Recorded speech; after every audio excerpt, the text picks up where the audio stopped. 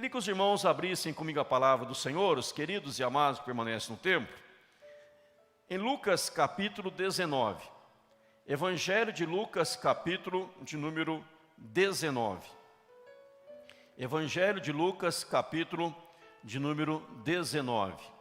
Falaremos hoje sobre o tema, a maior de todas as buscas. A maior de todas as buscas. Que o Senhor fale ao nosso coração. Lucas 19, melhor dizendo, apenas e tão somente o versículo 10. Lucas 19, tão somente o versículo de número 10, que diz assim: porque o Filho do Homem veio buscar e salvar o perdido. Vamos ler juntos? Porque o Filho do Homem veio buscar e salvar o perdido. Você vai decorar esse versículo nesta manhã. Porque o Filho do Homem veio buscar e salvar o perdido. Pensando neste texto da palavra do Senhor, falemos então sobre isto, a maior de todas as buscas. Vamos orar mais uma vez? Falemos com Deus. Pai, Tu és soberano, Tu és grande, Tu és tremendo, Tu és o nosso Senhor, e nós inteiramente dependentes da graça do Senhor.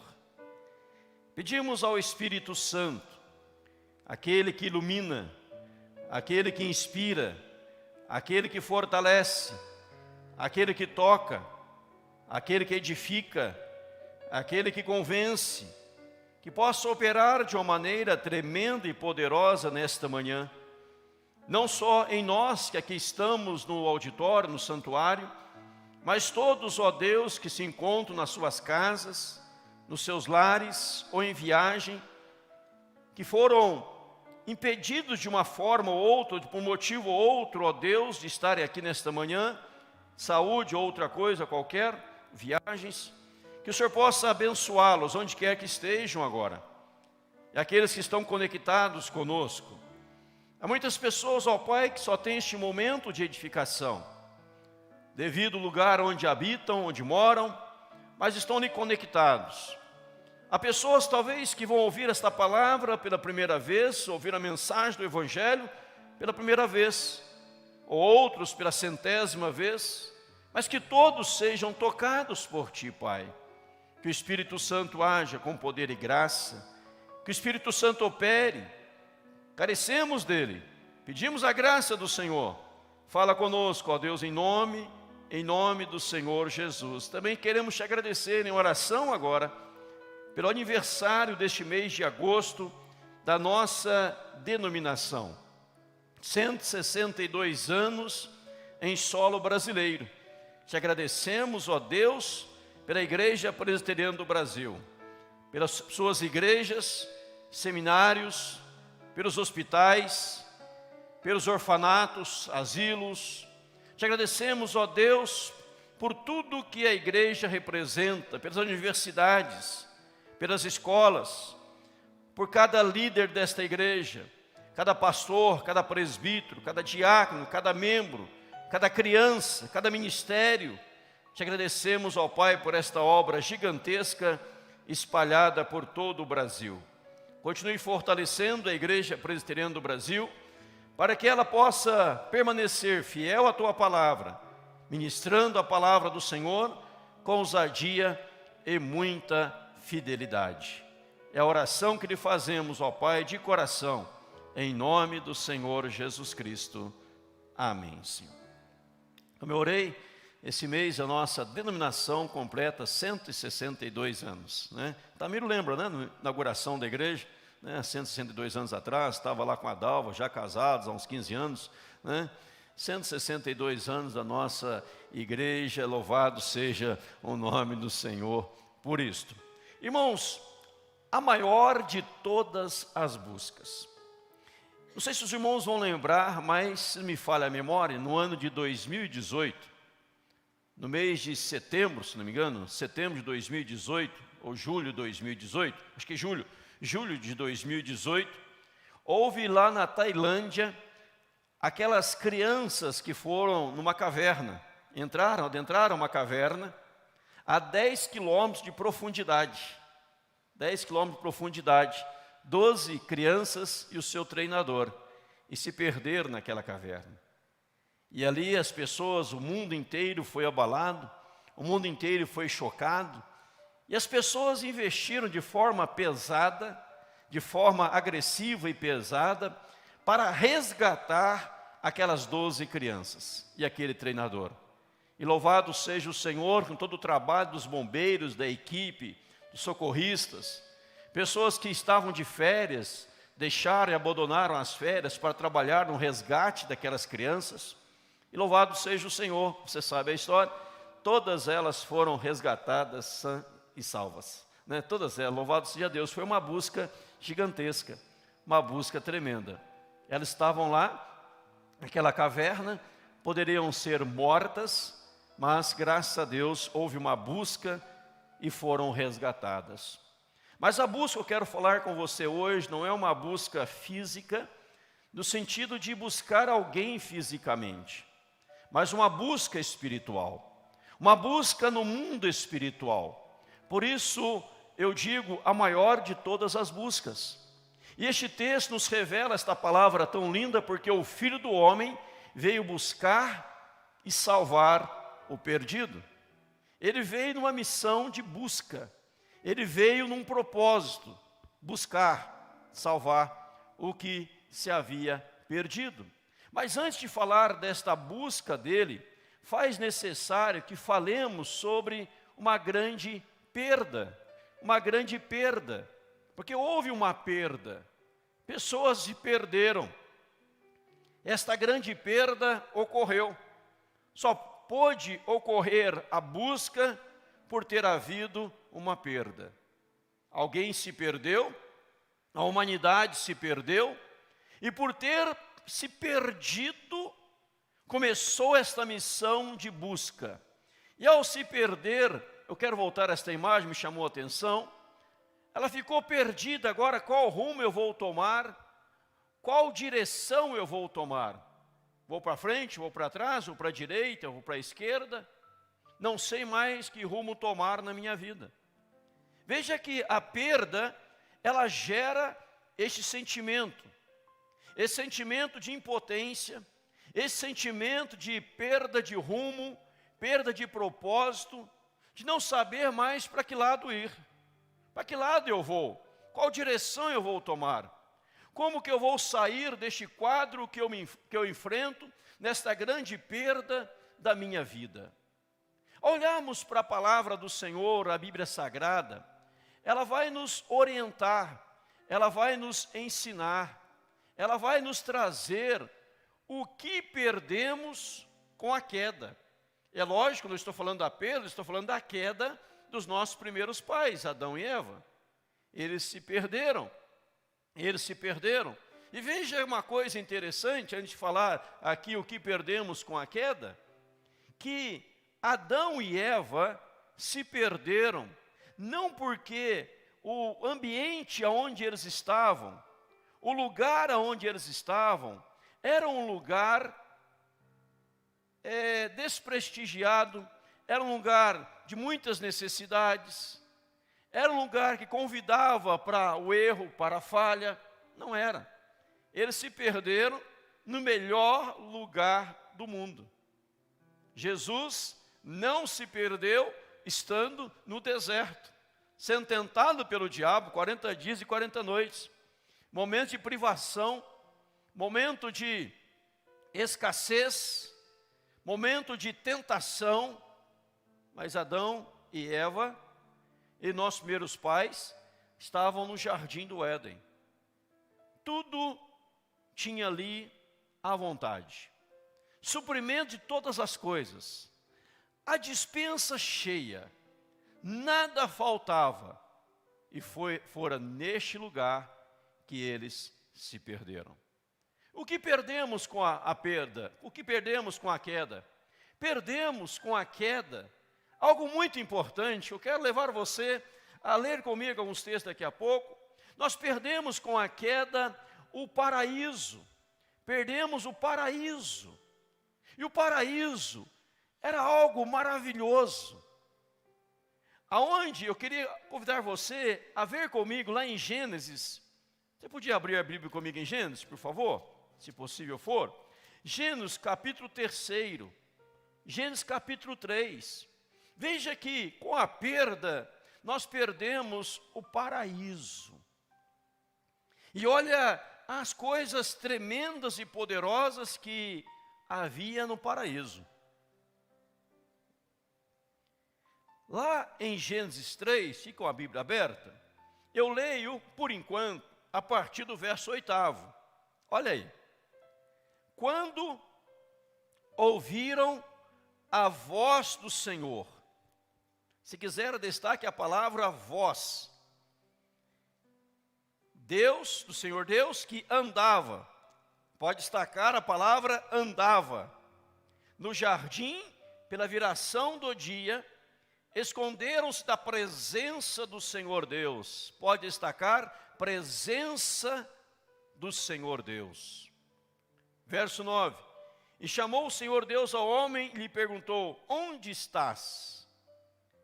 Veja, quando falamos em jardim aqui, jardim do Éden, nós estamos falando que ali, naquele lugar, eles podiam ouvir a voz de Deus. Não era a voz de Deus através de um pregador. Não era a voz de Deus através de uma outra pessoa. Não era a voz de Deus lendo a Bíblia, que não tinha ainda. Mas era a voz audível de Deus. Que privilégio. Diz ainda que Deus andava no jardim pela viração do dia. Eles presenciavam o Senhor andando pelo jardim. Aqui destaca a palavra presença do Senhor. Tinha a presença do Senhor. Tinha o chamado do Senhor. Onde estás? Cadê você, Adão? Cadê você, Eva? Então veja que com a queda se perdeu. O que perdemos com a queda? Perdemos o paraíso. E ao perder o paraíso com a queda, isso gerou. O que isso gerou? O que isso trouxe? O que levou à perda da comunhão com Deus? Perdemos a comunhão com Deus. Perdemos a intimidade com Deus. Perdemos o prazer em ouvir o Senhor e andar com o Senhor, em trilhar com o Senhor, em caminhar com o Senhor. E por ter perdido isso, o caos fora estabelecido, instaurado. Agora nós temos o caos, nós temos a destruição, nós temos a miserabilidade. Veja que aqui nós vemos esta foto, as coisas sendo destruídas, as coisas arruinadas, uma casa caindo, é como dizendo, a casa caiu literalmente. E as pessoas agora não conseguem mais ouvir Deus falando, não conseguem mais se aproximar de Deus. Nossos primeiros pais foram expulsos do jardim do Éden, mandados embora do jardim do Éden, perdendo todo este privilégio, toda esta satisfação, toda esta alegria. Mas vem uma pergunta para nós: o que motivou isso? O que motivou isso? O que motivou esta perda? O que motivou essa derrota? E ao olharmos para a palavra do Senhor, veremos categoricamente que a ganância fora o motivo pelo qual nossos primeiros pais perderam o essencial. Se você olhar na Bíblia, a Bíblia vai dizer em Gênesis 3:5, como Deus sereis conhecedores do bem e do mal. Como Deus. O diabo disse para Eva, como Deus sereis conhecedores do bem e do mal. E é tomado de ganância, é tomado por uma sede de poder, de querer ser igual a Deus, de querer ter o poder de Deus, levou o ser humano à queda. Você está com a Bíblia aberta em Gênesis 3, eu começo a ler agora a partir do verso 1. E veja que a sequência, que o texto está nos ensinando, não só a motivação da queda daqueles dias, mas também o que motiva ou que leva você e eu a errarmos também no atual momento, nos dias presentes. Gênesis 3:1. Mas a serpente, mais sagaz do que todos os animais selváticos, que o Senhor Deus tinha feito, disse à mulher: é assim que Deus disse: não comereis de toda árvore do jardim? Respondeu-lhe a mulher: do fruto das árvores do jardim podemos comer, mas do fruto da árvore que está no meio do jardim, disse Deus, dele não comereis, nem tocareis nele, para que não morrais. Então a serpente disse à mulher: é certo que não morrereis, porque Deus sabe que no dia em que dele comeres, se vos abrirão os olhos, e como Deus sereis conhecedores do bem e do mal. Então a serpente disse: é certo que não morrereis, como Deus sereis conhecedores do bem e do mal. Vendo a mulher que a árvore era boa para se comer, agradável aos olhos, desejável para dar entendimento, tomou do fruto, comeu e deu também ao seu marido, e ele comeu. Onde começa a queda? Aonde leva as perdas? A serpente aqui no texto, os irmãos sabem, simboliza o diabo. O que o diabo diz? É assim que Deus disse: não comereis de toda a árvore do jardim. Eva fala: não, Deus não disse isso. O que Deus disse é o seguinte: que da árvore que está no centro do jardim, eu não posso comer, nem tocar, porque se eu tocar eu vou morrer. Diz aqui o texto. Respondeu-lhe a mulher: do fruto das árvores do jardim podemos comer, mas do fruto da árvore que está no meio do jardim, disse Deus, não comereis. O diabo já fala: é certo que não morrereis. O que o diabo faz para levar à queda? Coloca em dúvida aquilo que Deus disse. Leva você a duvidar da palavra empenhada de Deus. Leva você a duvidar das sagradas escrituras hoje, a palavra escrita. Oh, Deus não disse isso não. Deus disse ao contrário. Eva fala: não, Deus disse de forma contrária. Deus não falou que não posso comer de tudo. Ele falou que de uma não posso tocar. Porque se eu tocar, eu vou morrer. E o diabo fala: não, você vai morrer coisíssima nenhuma. Sabe por que Deus está fazendo isso com você? Porque Deus não quer que você seja igual a Ele. Porque se você comer do fruto proibido, você vai ser como Deus, conhecedor do bem e do mal. Você vai ter todo o conhecimento de Deus. Não é isso que Isaías narra sobre a queda do diabo, de Lúcifer, que era anjo de luz?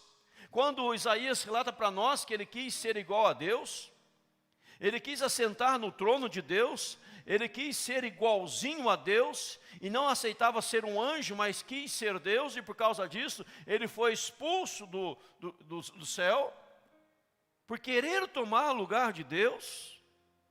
E agora nós temos Eva cometendo o mesmo pecado, o mesmo erro.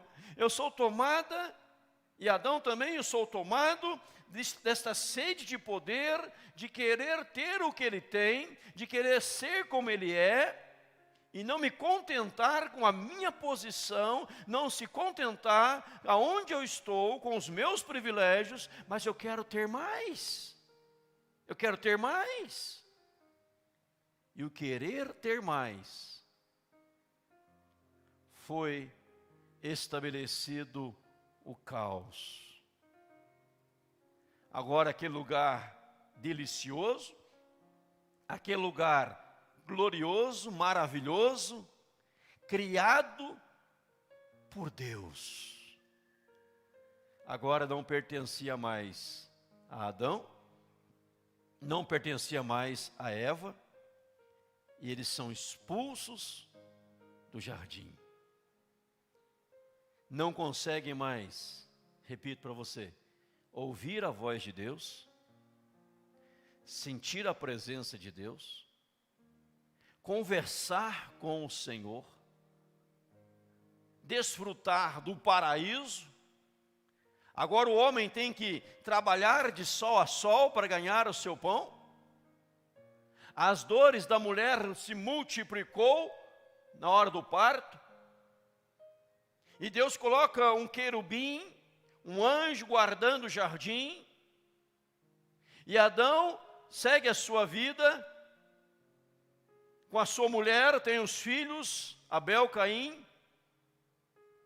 Um não se contenta com o outro, tem inveja do outro, um mata o outro. As coisas começam a acontecer. Deus está, por meio dos profetas, dirigindo a nação. Samuel lá na frente, o grande profeta de Deus, servo do Senhor, sacerdote. Mas o povo de Deus vê que outros povos tinham reis, e agora pede um rei também.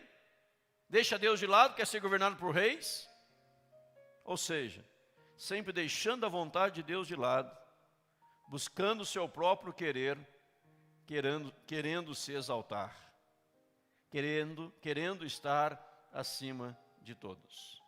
Veja, perceba o que perdemos com a queda. Aí o apóstolo Paulo vem dizer que toda a humanidade pecou e destituída está da glória de Deus. E o salário do pecado é a morte. E o homem neste momento, Adão que nos representava, o homem neste momento morreu para com Deus. Morreu morto espiritualmente. E se nós fôssemos trabalhar nesta palavra ganância, querer ser igual a Deus, nós vemos que muitos erros acontecem aqui. Já viu aí pessoas caindo no conto do bilhete premiado? Já viu? Nos dias atuais. Pessoas vendendo tudo que tem para comprar algo que promete um enriquecimento de imediato. E pessoas caem nisso. Essas pirâmides que tem por aí, que nenhuma presta. Ilusão. E as pessoas vão nessas ilusões e perdem tudo pela ganância. Certa pessoa, certo momento, fora deparado na sua cidade, alguém disse: eu tenho umas joias para te vender. Acho que era rubi. Isso aqui, pedras preciosas, isso aqui dá para vender por 50 mil reais. Mas você que é meu amigo, te vendo por 30, tem até comprador por 50, você vai ganhar 20 mil, mas tem que ser agora.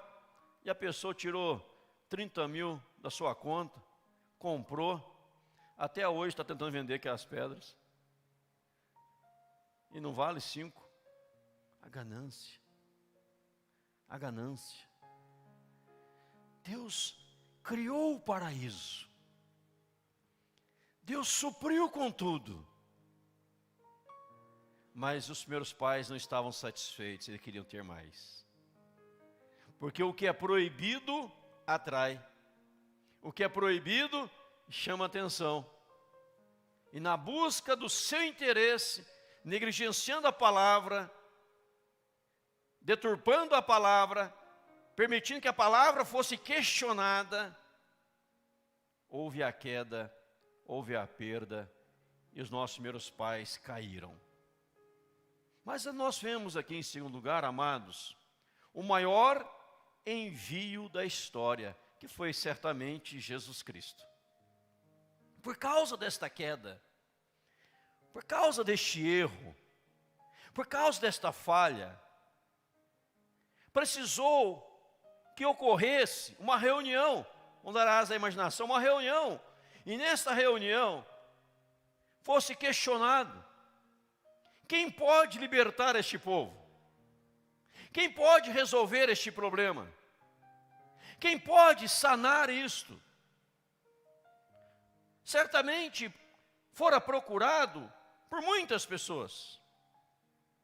Certamente até os próprios anjos se colocaram à disposição para resolver o problema da humanidade. Mas a conclusão que se chegou é que só Jesus Cristo podia solucionar este problema. Só Jesus Cristo podia trazer de volta o homem à sua posição original. Porque Jesus Cristo é sem pecado. E os demais todos tinham pecado. Então, aí, nesse maior envio da história, como disse aqui o grande pregador Billy Graham, o maior acontecimento da história não foi o homem subir e pisar na lua, foi Deus descer e pisar na terra. Billy Graham disse esta palavra, e realmente eu concordo com ele. Que o maior acontecimento não foi não foi o homem pisar na lua, mas foi Deus mandar Jesus Cristo, e Jesus Cristo vir a este mundo, pisar nesta terra. Agora nós olhamos para a palavra do Senhor. Quem é Jesus? Sua missão e sua obra. Quem é Jesus? Quem é o Senhor Jesus Cristo? O amado de nossa alma. Ele é o Filho unigênito de Deus, único. Jesus Cristo, o Filho unigênito de Deus, Ele é o Deus Filho, Ele é o Deus Criador e sustentador. Então veja, meu irmão, perceba que Deus, ao pensar em você, ao pensar em mim, Ele não mandou o anjo Gabriel, Ele não mandou o anjo Miguel, Ele não mandou arcanjos, não mandou uma legião de anjos, Ele mandou o seu Filho para morrer na cruz do Calvário. Ele não tinha outro filho, por isso unigênito. Jesus, que é Deus, por isso Deus Filho, aquele que por meio de quem Ele criou todas as coisas, aquele que sustenta todas as coisas. Então esse gesto de amor, vou enviar o meu Filho Jesus Cristo. Ele veio como enviado de Deus. Ele veio. Nasceu de uma virgem, Maria. Padeceu sobre o poder de Pôncio Pilatos. Foi morto, ressuscitou ao terceiro dia. Louvado seja o nome do Senhor. Mas Ele veio para mostrar para você e para mim que o problema teu e meu era tão grande, a nossa problemática era tão gigante, que para que houvesse solução, Jesus, só Ele, podia morrer por ti e por mim. Mas veja algo lindo aqui em Jesus, veja algo fantástico em Jesus. A sua missão de Jesus, qual é esta missão dele? Missão poderosa de Jesus, buscar e salvar o perdido. Ele não veio só para buscar, ele veio buscar e salvar o perdido. Estou buscando, já achei. Não, buscar e salvar o que se havia perdido. E nós somos os perdidos, nós éramos os perdidos. Eu gosto de dizer que, Lucas 19:10, eu gosto de citar que Jesus, Ele não veio para dar exemplo, embora tenha deixado vários exemplos, inúmeros. Ele não veio para dizer para você como você tem que agir para ser uma pessoa melhor, não. Ele veio te buscar, Ele veio me buscar, Ele veio te salvar, Ele veio me salvar. O resto é consequência. O aprendizado, o modo de viver é consequência. Mas Ele veio para buscar e salvar o perdido. E esta fora a missão de Jesus. E Ele não veio para quê que Ele não veio? Ele não veio para, em primeiro lugar, apontar o dedo. Ele não veio para apontar o dedo. Ele não veio para condenar. Eu queria que você abrisse comigo lá em João. Eu vou com você em João capítulo 8.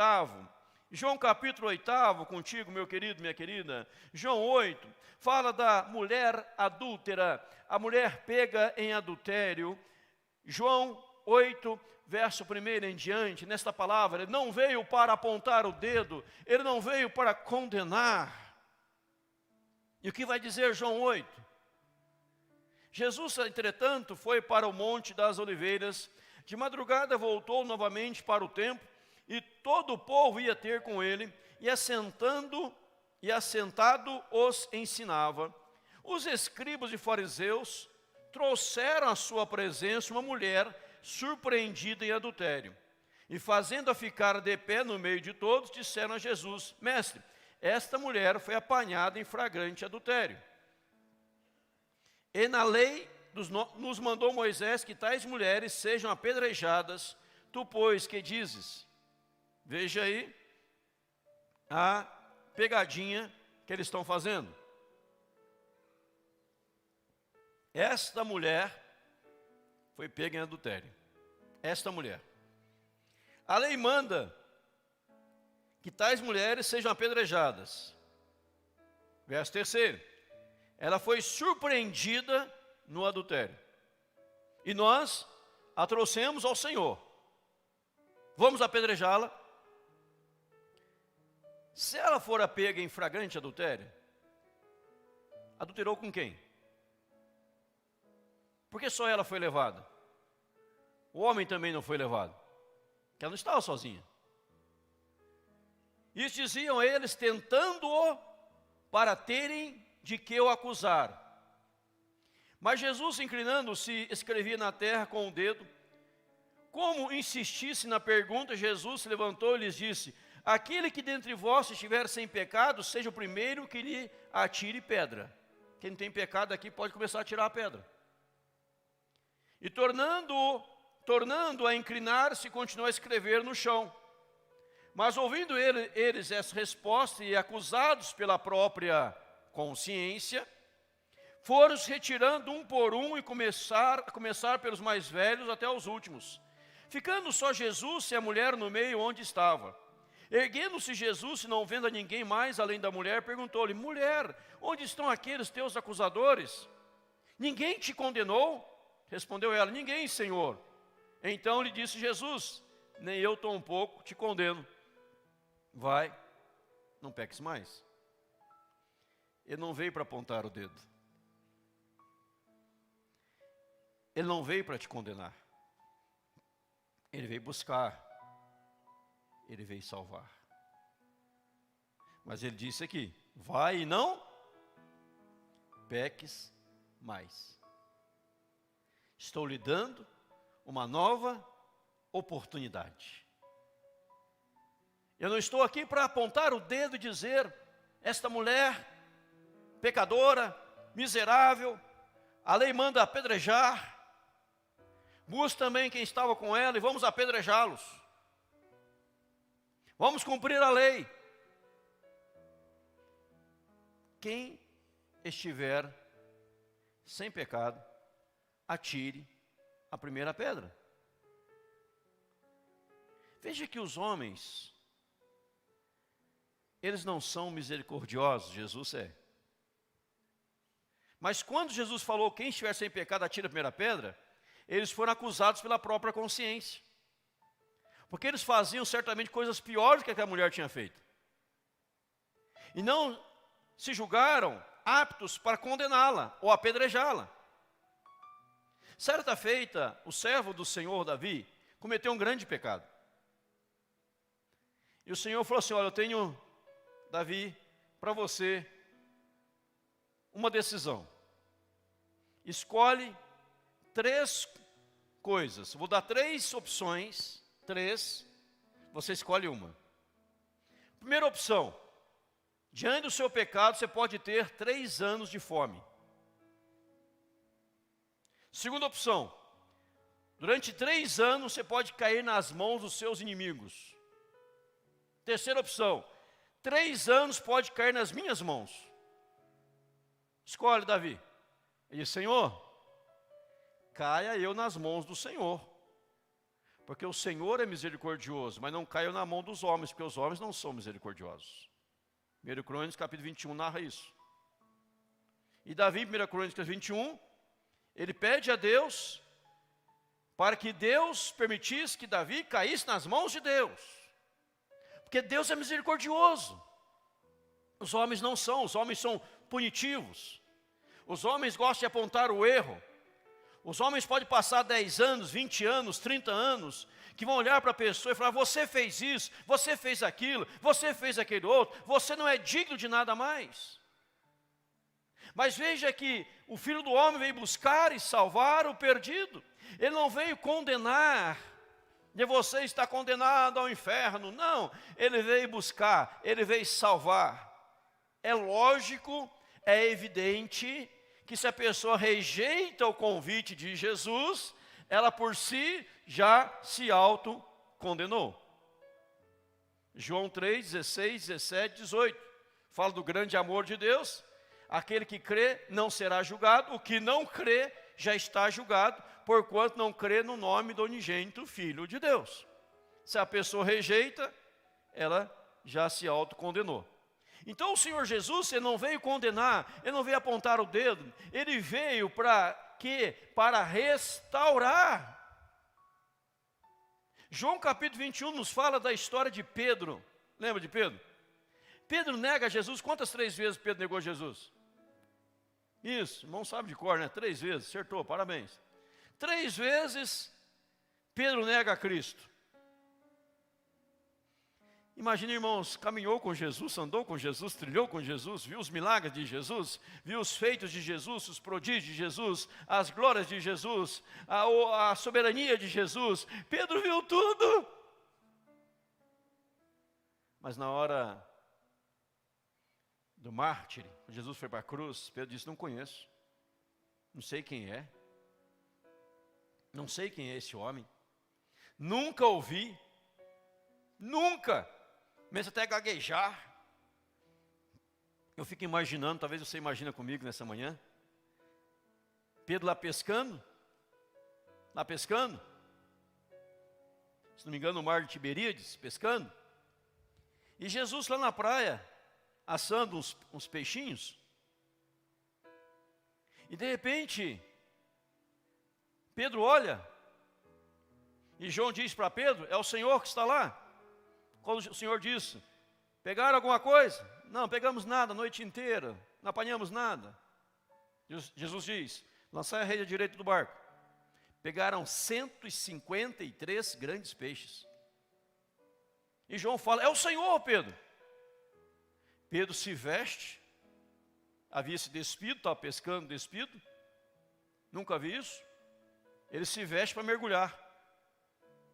Ele se ajeitou, arrumou a gravata, põe uma camisa, né? Pôs o paletó, calçou o sapato, pôs a meia, né? Ele se veste, não sei que roupa que ele pôs lá. Ele se veste e lança ao mar com a roupa, para ir de encontro a Jesus. Enquanto Pedro está indo de encontro a Jesus, eu fico imaginando o que passava na mente de Pedro.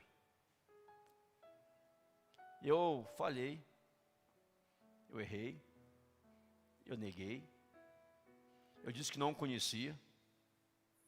E quando eu o neguei pela 3ª vez, eu ouvi um galo cantar.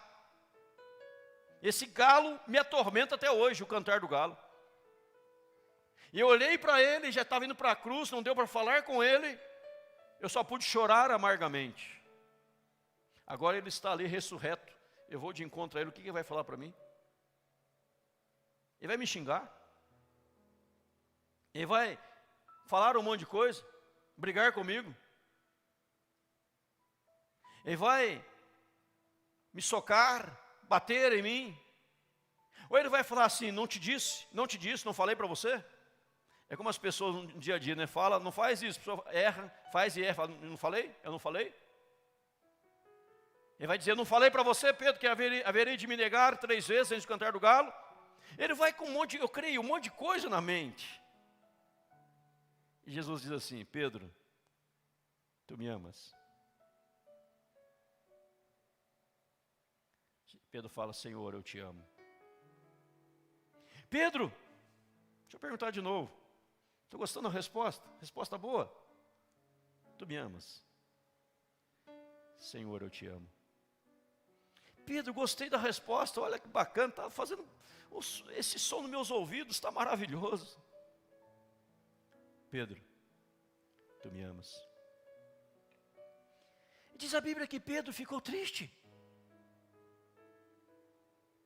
E há os comentaristas que vão dizer que Jesus pergunta no amor ágape, Pedro responde no amor filéu, Jesus pergunta no amor sacrificial, Pedro responde no amor filéu. Eu conheço tudo isso do grego, mas não vou entrar nessa parte agora. E Pedro se entristece pela terceira vez. Fala, Senhor, Tu sabes de todas as coisas. Tu sabes o quanto eu te amo. E nas três palavras de Jesus, Jesus as complementa dizendo: apacenta as minhas ovelhas. Apacenta as minhas ovelhas. Não importa o que você fez, eu estou aqui para te restaurar.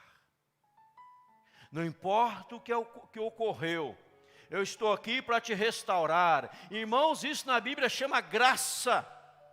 Isso na Bíblia chama poder de Deus, amor de Deus, misericórdia de Deus, compaixão de Deus. Onde Ele não está apontando o erro para você e para mim, dizendo você é pecador, você é miserável. Não, Ele veio buscar e salvar o perdido. Nós nos encontrávamos perdidos. Não conseguimos mais ouvir a voz de Deus, não conseguimos mais sentir a presença de Deus, não conseguimos mais discernir o querer de Deus, não tínhamos mais rumo na vida, e o caos foi estabelecido, e a palavra ficou de lado, por práticas errôneas a palavra, mas o Senhor veio de encontro, Ele veio ao teu encontro, Ele veio ao meu encontro dizendo: eu estou aqui, não é para apontar o erro, não é para dizer o quanto você é pecador, o quanto você é miserável, o quanto você não presta. Eu estou aqui para te encontrar, mas eu estou aqui, além de te encontrar, que é o buscar, eu estou aqui para te salvar. A mensagem do Evangelho, a mensagem da Bíblia é a mensagem de salvação, é a mensagem de redenção, é a mensagem de reconciliação. Paulo diz aos Coríntios que Deus estava em Cristo reconciliando consigo o mundo, não imputando aos homens as suas transgressões, não imputando aos homens os seus erros, mas os reconciliando com Deus. Eu creio que isso na Bíblia é um dos significados de brasas vivas sobre a cabeça. Olha o que Pedro fez. Olha a atitude de Jesus.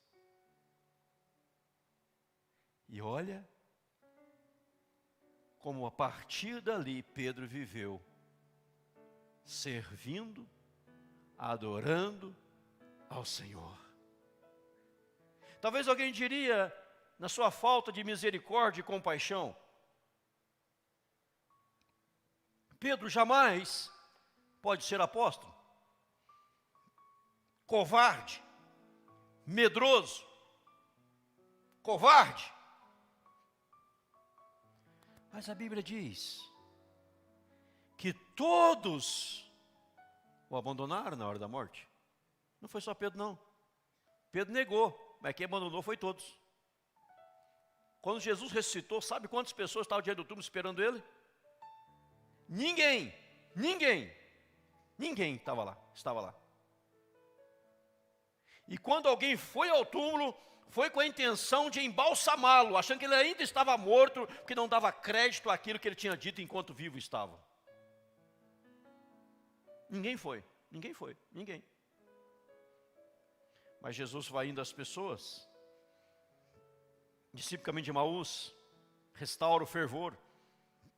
As mulheres, restaura o fervor, porque não veio para apontar o dedo. Ele não disse assim: como que quando eu saí do túmulo ninguém estava lá? Que coisa feia, eu falei que eu veria ressuscitar, ninguém foi. Não, as pessoas em casa com medo, Jesus chega e entra no meio da casa, no meio da multidão, sem abrir as portas, ele passa pelas paredes. E chama eles de amados, meus discípulos, dá orientação, orienta, ensina, ministra a eles. Se chama compaixão, irmãos, se chama graça. Porque o Evangelho de Deus é o Evangelho da restauração. E talvez alguém diria para Pedro, voltando ao que eu estava dizendo: Pedro jamais pode ser apóstolo, jamais. Aí você vai lá em Atos 2, o momento mais sonhado da história da igreja, o Pentecoste, descido do Espírito Santo, a grande, mega, hiper, super promessa de Deus. Quem que era o pregador? Pedro. Talvez os fariseus e saduceus diriam assim, mas como é que ele está pregando? Ele negou a Jesus 3 vezes. Como é que ele está pregando? Olha o que ele fez com Cristo. Como é que ele está pregando? Ele não. Era Pedro. E Pedro pregava a mensagem de arrependimento. Arrependei-vos e sejam batizados em nome do Senhor. Recebereis remissão dos vossos pecados e recebereis o dom do Espírito Santo. Ele não acusa, ele manda arrepender para que houvesse remissão e fosse preenchido pelo Espírito Santo de Deus. A maior das buscas foi a busca de Jesus por nós, porque nós estávamos perdidos. Ele veio ao nosso encontro. Agora veja o que Apocalipse diz para nós, 3:20. Se alguém ouvir e abrir a porta, entrarei e cearei. O texto está resumido na tela. O texto completo vai dizer: eis que estou à porta e bato. Se alguém ouvir a minha voz, se abrir a porta, entrarei em sua casa, cearei com ele, ele comigo. Aqui eu pus o resumo. Se alguém ouvir e abrir a porta, entrarei e cearei. Ou seja, o maior envio, a maior busca, fora com o propósito estabelecido, buscar e salvar, para nos restaurar, aquele ponto que perdemos lá no jardim do Éden, quando deixamos de ouvir a voz de Deus, quando deixamos de sentir a presença de Deus, quando só pensávamos agora em trabalho, suor, dor, confusão, homicídio, coisas ruins acontecendo, brigas aqui, ali, acolá. Agora, com a graça de Cristo, com o sacrifício de Cristo, quando nós ouvimos a sua voz, e nós agora abrimos a porta do coração, Ele entra para ter comunhão contigo, comigo, conosco, em nome de Jesus. O Senhor está perguntando para você nesta manhã, o que você errou, quando você errou, o que você fez, o que você deixou de fazer. Ele está ministrando ao seu coração dizendo: o meu filho Jesus veio a este mundo por causa de você, para te buscar, para te salvar, para dizer a você: vai, não peques mais, para te restaurar. Mas para que isso possa ocorrer, mas para que isso possa acontecer, você precisa ouvir a voz dele. Aí aqui surge uma pergunta, há quanto tempo você não consegue mais ouvir a voz de Deus? Há quanto tempo você não consegue mais sentir a presença de Deus? Há quanto tempo a sua vida é tomada por um ativismo? Trabalho. Faz, mas nada acrescenta, nada resolve. Quanto mais faz, mais tem para fazer. E você está como aquela mulher da Bíblia, correndo de um lado para o outro, e não como a outra que se aquietava aos pés de Jesus, ouvindo os seus ensinamentos. Mas nesta manhã, o Senhor tem poder para fazer com que você volte a sentir a presença do Senhor e a ouvir novamente a sua voz. Evidente que hoje você não vai ouvi-la de forma audível, mas você vai ouvi-la através deste pregador, demais pregadores, através da exposição bíblica, através da leitura da palavra de Deus, Deus falando novamente ao seu coração, lhe dando direcionamento, tirando o caos da sua vida e te restabelecendo a comunhão profunda com Deus, em nome de Jesus.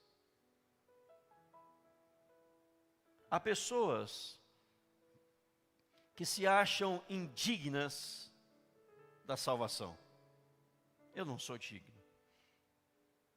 Na verdade, ninguém é digno. Por isso se chama graça. É graça dele para conosco. Mas há pessoas que rejeitam. Eu não quero, eu quero continuar vivendo a vida do jeito que eu estou. Eu digo a você, não continue vivendo como está. Abra o coração. Deixa Jesus cear com você. Se alguém ouvir a minha voz, abrir a porta, primeiro você precisa ouvir. Segundo, você precisa de uma atitude. Abrir a porta do coração. O resto, ele entra, cearei, cear na Bíblia quer dizer ter comunhão. Tudo que perdemos no Éden é restaurado na pessoa de Jesus. Na maior busca, ocorreu por causa da maior queda. E ele, como unigênito, ele veio, e ao vir, e ao nos salvar, ele perdeu a postura, o cargo de unigênito, para se tornar primogênito. E como o pastor Léo, num domingo, numa quarta-feira, pregou aqui, bem pregado, que agora ele não é mais unigênito, ele é primogênito. Porque o primeiro filho, primogênito, ele tem o dever e a responsabilidade, na falta do pai, de cuidar de todos os seus irmãos. E não é Jesus, como nosso irmão mais velho, que tem que cuidar de todos nós. O irmão mais velho, que tem zelado de todos nós. Paulo escreve aos Filipenses 4,19: E o meu Deus, segundo a sua riqueza em glória, há de suprir em Cristo Jesus cada uma de vossas necessidades. É o primogênito, o filho mais velho, que supra a necessidade dos irmãos, dos mais novos, porque ele tem maior capacidade. Esta busca foi por causa de você. Ele te buscou. Ele te encontrou. Ele nos encontrou. Mas agora, se alguém não quer ser salvo, redimido por ele, não adianta. Perde. Que nesta manhã, como esse texto aqui, de Lucas 19, verso 10, a missão, o propósito do Filho pródigo de Jesus, diante de nós como filhos pródigos, né, perdidos nesse sentido, onde esse texto está no contexto de Zaqueu publicano, onde ele diz, hoje houve salvação nesta casa, que haja salvação na sua casa. Não importa o seu pecado, não importa o seu erro, Jesus não veio para apontar o dedo, não veio para te acusar, ele veio para te levantar. É como que, eu ilustro isto, é como que você caiu e alguém chega e fala, segura minhas mãos, levanta. E agora? Agora, vamos para frente. E o que eu fiz? Já foi, não tem como restaurar, vamos para frente. Mas vamos para frente, ouvindo a voz de Deus. Vamos para frente, com intimidade com o Senhor. Vamos para frente, caminhando na presença do Senhor, em nome de Jesus. Que Deus assim nos abençoe.